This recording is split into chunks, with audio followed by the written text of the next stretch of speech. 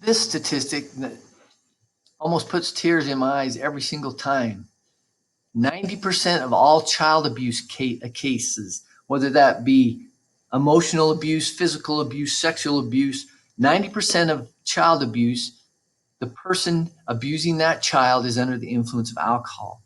Again, most of those would not happen. They're not terrible people. They do terrible things when they're under the influence of alcohol. And here we have little kids that are relying on adults to protect them and show them love, and they're depending on them and can't fight for themselves. And it's just so sad. Again, when our judgment, our logic, we can't think like a normal person would. 30% of trauma emergency room cases. This is when you're talking your code red, where everybody's rushing to the emergency room. It's life or death. 30% of the time when people come into those emergency rooms for a life and death matter, 30% of the time, those people are under the influence of alcohol. Again, making judgments where they endanger their lives and other people's lives also.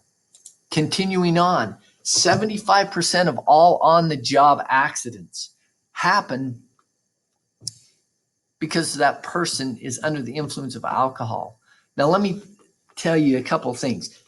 Of that 75% of the on-the-job accidents, they're not all going to work drunk. But what you need to understand is once the alcohol gets into the system, it takes time to get out of the system, and it also takes time to get the body's muscular system reaction time, muscle coordination, all those things back to normal. For example, it takes, as we'll learn later, it takes about 2 hours for the liver to oxidize or get rid of that alcohol for every drink. So let's say someone has 4 drinks, they're binge drinking one weekend. So in 2 hours for each drink, so 2 times 4 is 8. So in 8 hours, that alcohol is out of their system. However, to get the muscular system reaction time, muscular coordination, depth perception, all those things back to normal is 2 to 3 days. So if someone's drinking, binge drinking on the weekend, they would go to work on a Monday, let's say, and they might be legally sober if they were to be tested. But as far as their ability to judge distances and their reaction time and those different things, their hand-eye coordination, those aren't back to total normal for 2 or 3 days. Now, how does this statistic of 75% of on-the-job accidents affect our society? If all of a sudden a company, let's say, has a huge increase in accidents, let's just say Multimill, and this is not the case, but since we have Multimill here, right here, let's say all of a sudden one year their number of on-the-job accidents increased dramatically.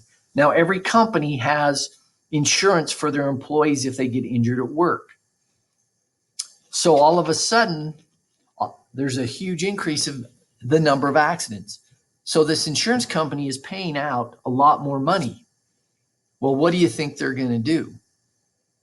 They're going to raise their premiums. They're going to raise how much Multimill has to pay to be insured by them, or they're going to drop them, because insurance companies want to make money.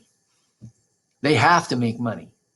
And so since now they're paying out all this more money, corporate back in Wisconsin is telling the plant manager in Tremont, Garland, that they're going to have to lay off some employees to make up for that money, or they're going to have to increase the price of their marshmallow mateys to make up for that cost. And so again, it affects our whole society when we have more on-the-job accidents. And again, 75% of those are related to that person drinking alcohol.